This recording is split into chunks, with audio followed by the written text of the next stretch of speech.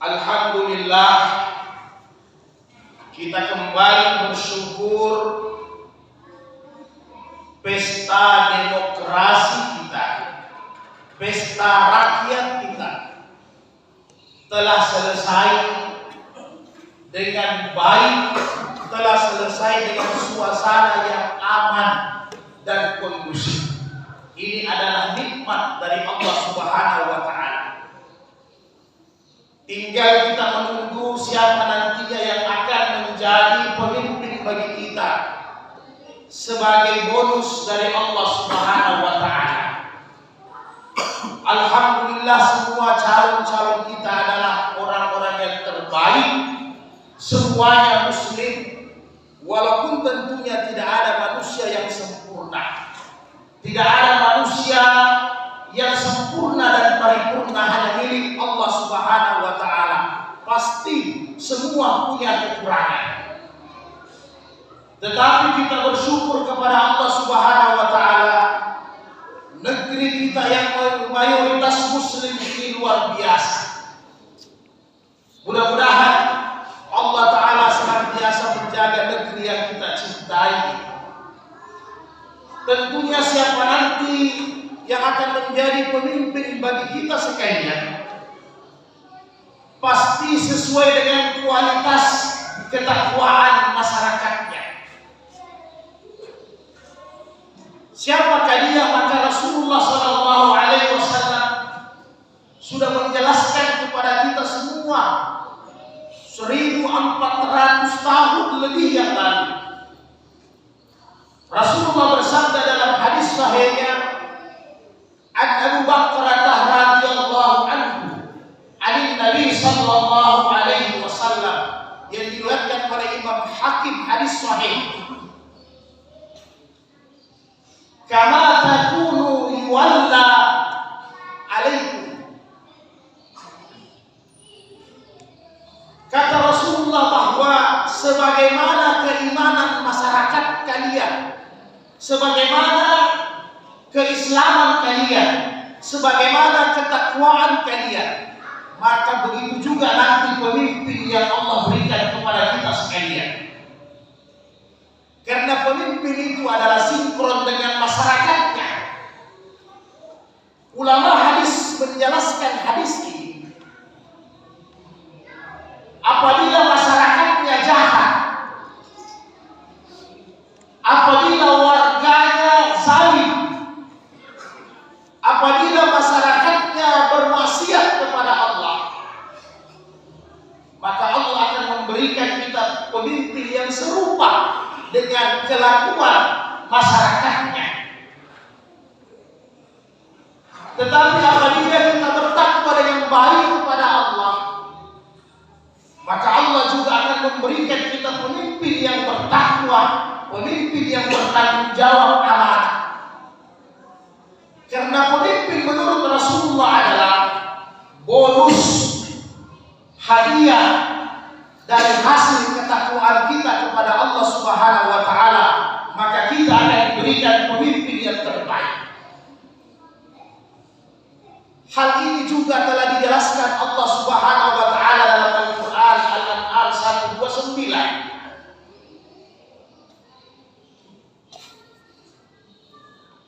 Wa kadzalika nuwalli ba'da adh-dhalimina ba'da.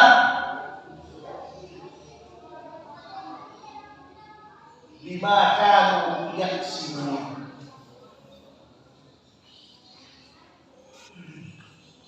Adalah sebagaimana masyarakatnya kalau seandainya jahat, kata Allah.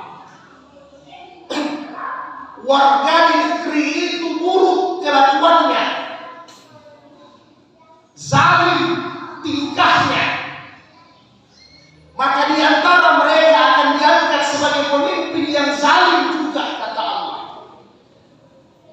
Kalau seandainya kelakuannya jahat, maka kata Allah, aku akan berikan kepada kalian pimpinan yang jahat juga.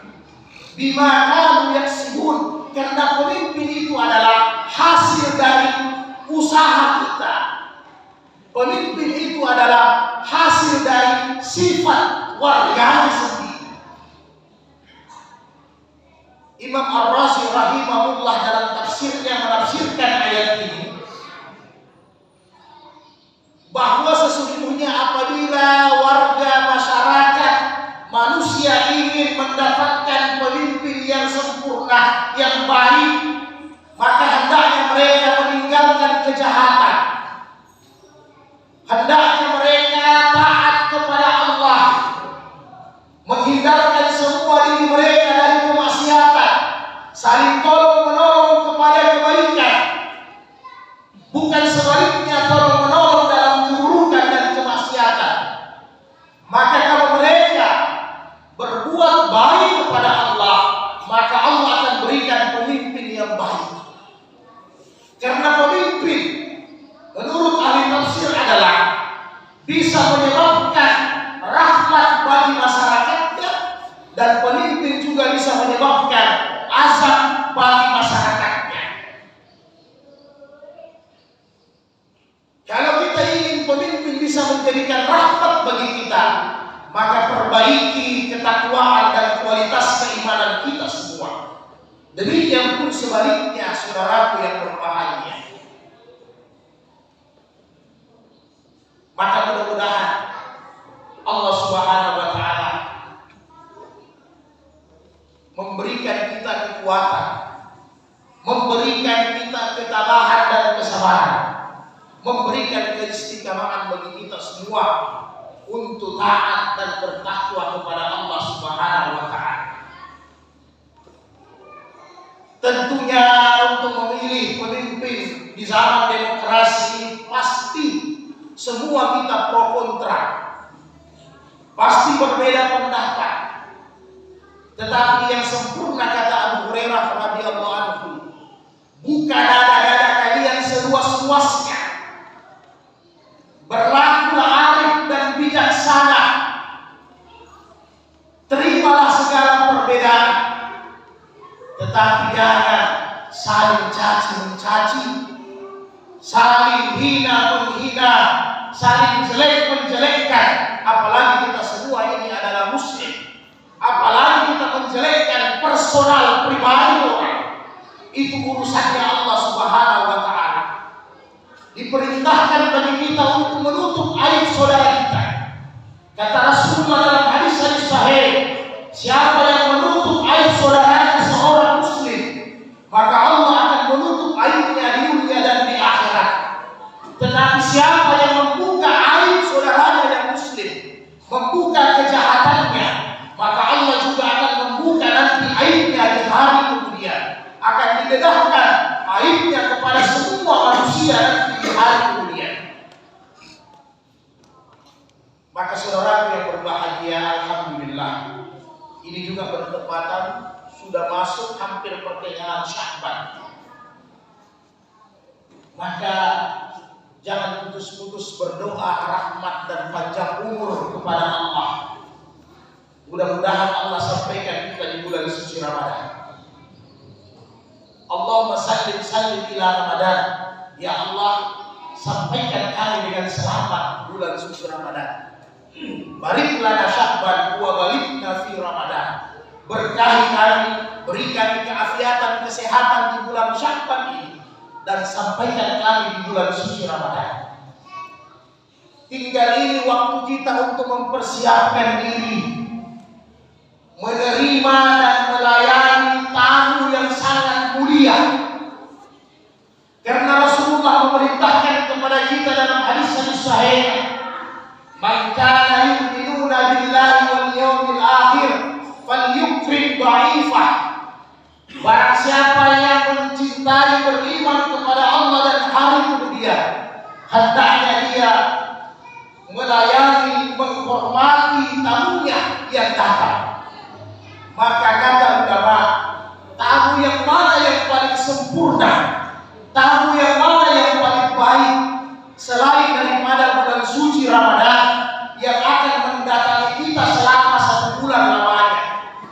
Marilah bulan suci Ramadan nantinya kita layani dengan sebaik-baiknya. Kita persiapkan diri kita, rohani kita, jasmani kita, sehingga insya Allah hujan rahmat, hujan pengampunan, hujan pahala akan mengenai kita semua. Jangan biarkan tamu ini pergi dengan sia-sia. Jangan nanti tamu ini pergi kita tidak mendapatkan nilai apa-apa. Karena tentunya Ramadan adalah ending yang paling akhir. Bagaimana kita bisa menjadi insan yang sempurna, yaitu manusia yang bertakwa kepada Allah Subhanahu wa Ta'ala. Mulai kita mempersiapkan diri kita menyempurnakan salat 5 waktu dengan sebaik-baiknya. Bagi saudaraku yang 5 waktunya masih jarang ke masjid, sudah mulai biasakan untuk melangkahkan, meringankan kakinya untuk mendatangi masjid yang terdekat dari tempat tinggalnya. Hidupkan masjid, makmurkan masjid, maka insya Allah nanti di hari kemudian kita semua akan dijemput oleh masjid di padang pasar ketika manusia huru-hara di hari kemudian. Demikian juga saudara-saudara yang selama ini baca Quran masih malas-malas, mulai bangkit saudaraku, mulai sempurnakan, baguskan baca Quran, lamakan berdialog dengan Allah. Jangan lebih lama kita sia-sia hanya memegang Android kita, HP kita di depan layar televisi, tetapi amat kurang waktu kita berdialog, melihat kalam Allah Subhanahu wa Ta'ala. Sudah harus kita biasakan saudara. Demikian juga puasa-puasa sunnah, khususnya di bulan Sya'ban ini. Karena nanti Ramadan ibadah yang paling menghabiskan fisik kita adalah ibadah puasa. Maka marilah kita melatih fisik kita mulai bulan Sya'ban ini. Aisyah radhiyallahu anha su'ila an saumu Sya'ban. Ditanya Aisyah bagaimana puasa Sya'bannya Rasulullah. Maka kata Aisyah, Rasulullah berpuasa di bulan Sya'ban lebih banyak daripada di bulan-bulan lain selain Ramadan. Ali Hadis mengatakan Rasul berpuasa lebih 15 hari di bulan Sya'ban dibandingkan bulan-bulan yang lain selain bulan suci Ramadan. Apa fungsinya? Tentunya bagaimana fisik kita, rohani kita terbiasa melakukan puasa lapar di setiap hari, sehingga insya Allah nanti di bulan suci Ramadan fisik kita tidak kaget, sudah mampu beradaptasi dengan puasa selama 1 bulan lamanya. Karena saudaraku yang berbahagia, inti daripada semua ibadah adalah kelezatan.